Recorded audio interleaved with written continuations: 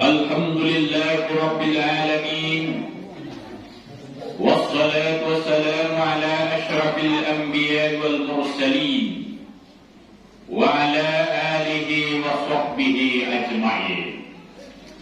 Ashhadu an la ilaha illallah wahdahu la sharika lah wa ashhadu anna Muhammadan abduhu wa rasuluh sallallahu alaihi wasallam la nabiyya ba'da. Allahumma salli wa sallim wa barik ala Muhammad wa ala alihi wa ashabihi wa man tabi'ahu ila yaumil qiyamah. Faqala Allah ta'ala fil Qur'anil Karim, a'udzu billahi minasy syaithanir rajim. Bismillahirrahmanirrahim.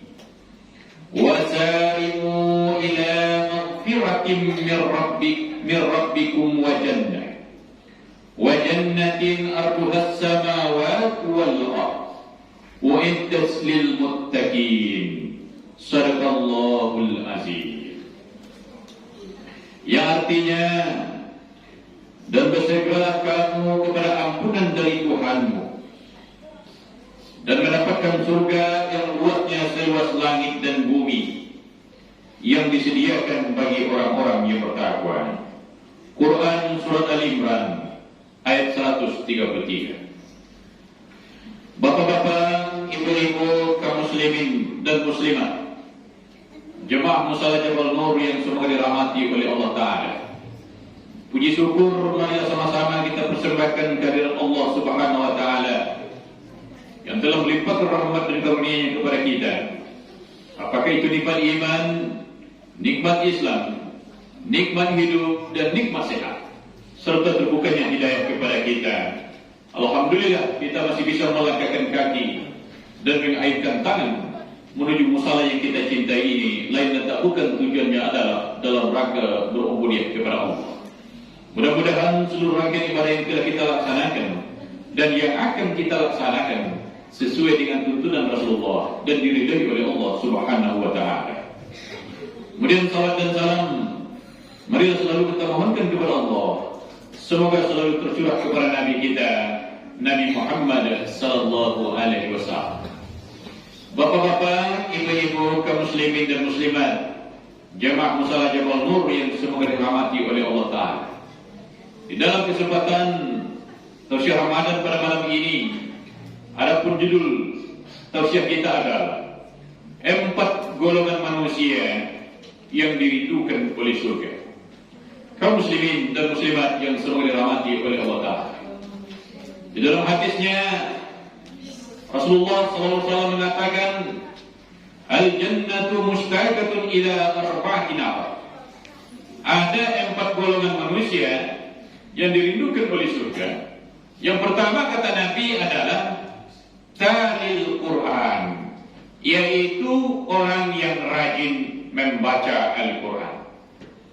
Bapak-bapak dan ibu-ibu yang rajin membaca Al-Quran, yang selalu bisa meluangkan waktunya untuk membaca Al-Quran setiap hari, walaupun katakanlah setengah halaman atau 1 halaman, tetapi rutin dilakukan, kemudian dipahami artinya, dipahami kandungan yang terkandung dalam ayat itu dan diamalkan dalam kehidupan, maka insya Allah nanti kata Nabi, manusia-manusia yang seperti itu tergolong manusia yang dirindukan oleh surga nanti. Kaum muslimin dan muslimat yang semua dirahmati oleh Allah Ta'ala, yang jadi persoalan bagi kita di zaman sekarang, kaum muslimin, kapankah kita bisa membaca Al-Quran? Kalau dicalik ini Bapak Ibu, manusiaku sibuk karajo, sibuk beraktivitas, pagi karajo, sore pulang, pagi ke sawah ke ladang, pagi ke kantor, pagi pergi manggali ke pasar. Kadang-kadang malam latih badan, tak sempatlah kita membaca Al-Quran. Tetapi untuk anak lain barangkali kita masih ada waktu. Menonton TV kita masih sanggup, masih bisa, ada waktunya. Apalagi kini zaman canggih, kita mencari handphone masing-masing, melihat informasi di internet segala macam, masih bisa kita meluangkan waktu.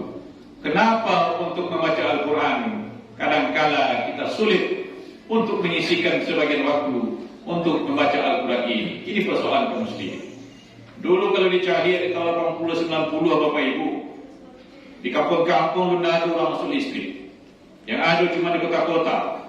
Paling tinggi lampu orang di kampung dulu Bapak Ibu adalah lampu strongkeng, petrobak. Itulah kayu orang. Wali Nagari yang punya, Kepala Jorong, ini mama, orang kayu. Kalau orang-orang biasa Bapak Ibu, lampunya yang ada cuma lampu dari botol, dia minyak tanah, dia suhu, namanya udah matogok.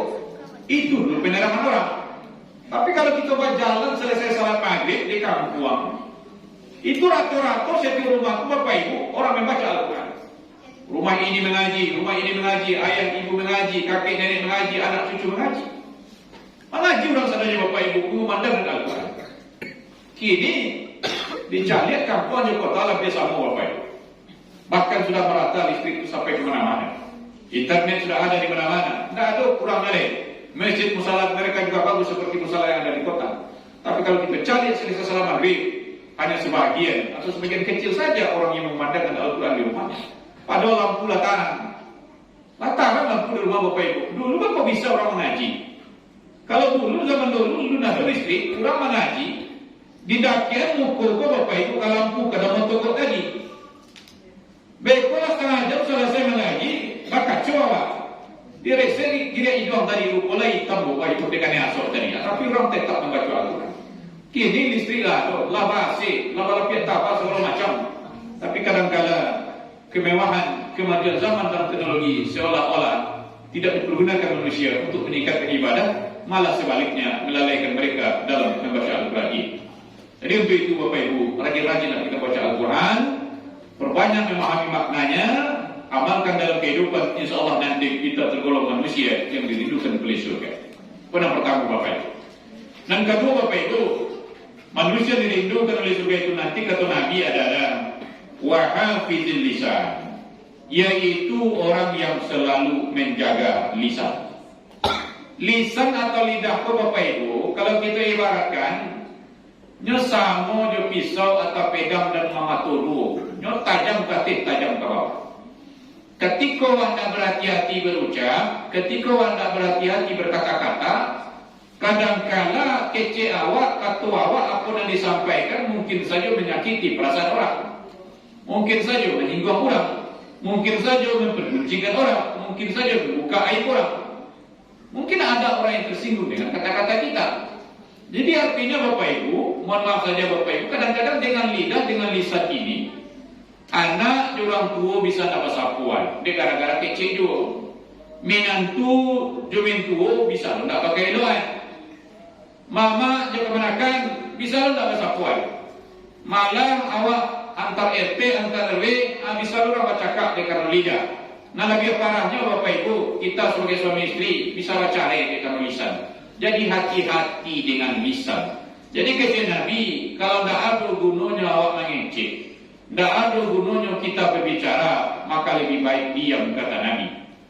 Dalam hal ini Nabi memperingatkan kepada kita dalam hadisnya, Inna aksara fatayabni Adam fi lisanihi. Sesungguhnya kebanyakan dosa cucu Adam itu, kata Nabi, disebabkan karena lidahnya. Jadi bagi awakku Bapak Ibu, dosa yang paling banyak di dunia ku lidah membuatnya Bapak Ibu. Lidah, ucapan, lisan. Kadangkala kita sering membuka aib orang di depan umum, mempergunjingkan orang, menggibah orang. Maka Nabi telah memperingatkan, dosa minta ampun dosa orang menggibah. Meminta ampun dosanya orang yang menggunjing, kata Nabi, itu lebih berat Bapak Ibu ketimbang meminta ampun dosanya orang yang melakukan zina. Aku baliknya Bapak Ibu, kalau orang pernah terlibat atau jatuh dalam masalah zina, kemudian dia bertobat kepada Allah, minta ampun kepada Allah, kata Nabi, karena Allah punya sifat Ar-Rahman dan Ar-Rahim, maka Allah akan mengampuni dosanya. Tetapi orang yang suka menggibah, orang yang suka menggunjing, orang yang suka memfitnah, orang yang suka mencari-cari kesalahan orang lain, orang yang suka membuka aib orang di depan umum, orang yang suka mencukia kadang-kadang orang, ikut kecil Nabi, walaupun nyolah minta ampun kepada Allah, maka Allah belum lagi mengampuni dosa kita. Sampai bila?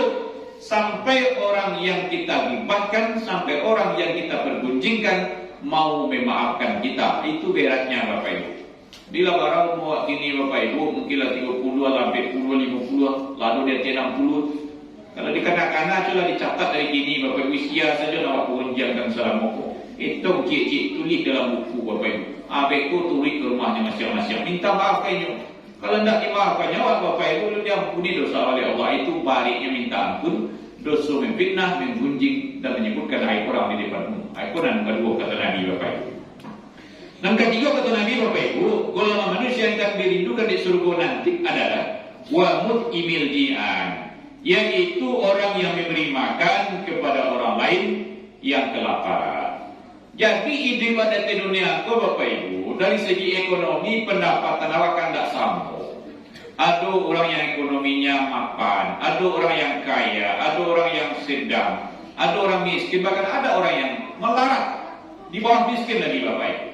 Bagi kita yang sanggup, yang mampu, yang berharta, yang kaya, mungkin makan 3 kali sehari itu lebih asosiasi dewa. Tapi bagi orang yang tidak mampu, yang hidupnya susah Bapak Ibu, jangan makan 3 kali sehari, sekali saja makan sehari itulah susah. Dapat pagi ya pi patah.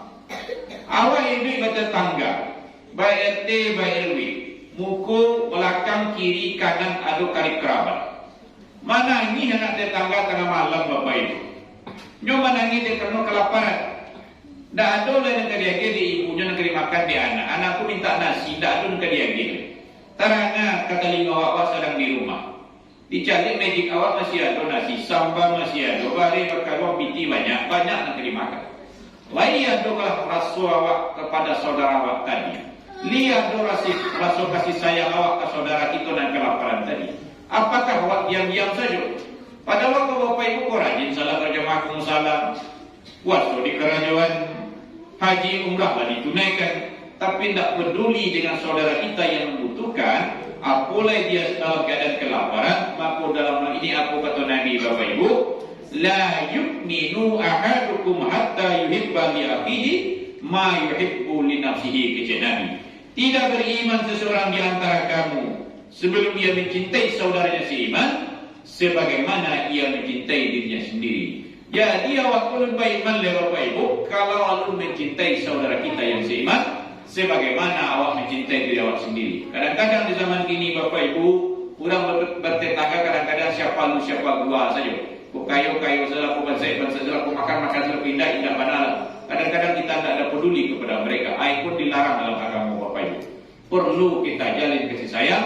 Hablum minan nas kita perlu dijaga, perlu kita tanamkan dalam diri kita saling tolong menolong antar sesama kita, apalagi kita seiman dan seakidah. Dalam hal ini ada kisah di zaman Nabi Bapak Ibu dalam suatu hadis yang cukup panjang. Suatu ketika pada zaman Nabi ada seorang perempuan yang sedang berjalan Bapak Ibu di tengah padang pasir.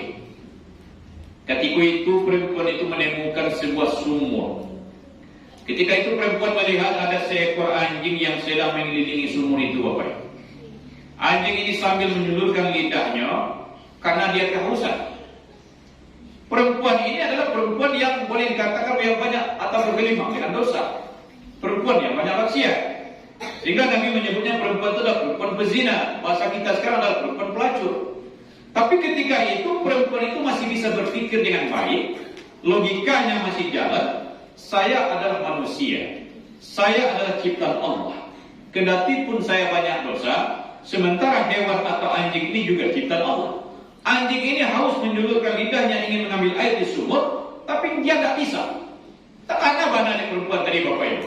Dibuka sepatunya, kemudian disauk air sumur tadi, diminumkan ke mulut anjing yang haus tadi. Apa kata Nabi? Sesungguhnya perempuan ini telah diampuni dosanya oleh Allah Ta'ala. Jadi artinya Bapak Ibu, walaupun banyak dosa dan wak kerajuan, lain sebanyak buih di lautan, lain sebanyak kayu dalam rimbo, sepanjang kita minta ampun kepada Allah, bertobat kepada Allah dan selalu melakukan kebaikan dan amal saleh, walaupun menolong hewan menurut awak dan ada pahalanya, tapi di mata Allah perbuatan itu sangat mulia sekali.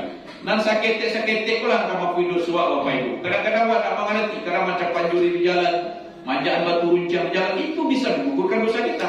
Menolong anjing saja Bapak Ibu, anjing lah jadi haram, lah jadi binatang.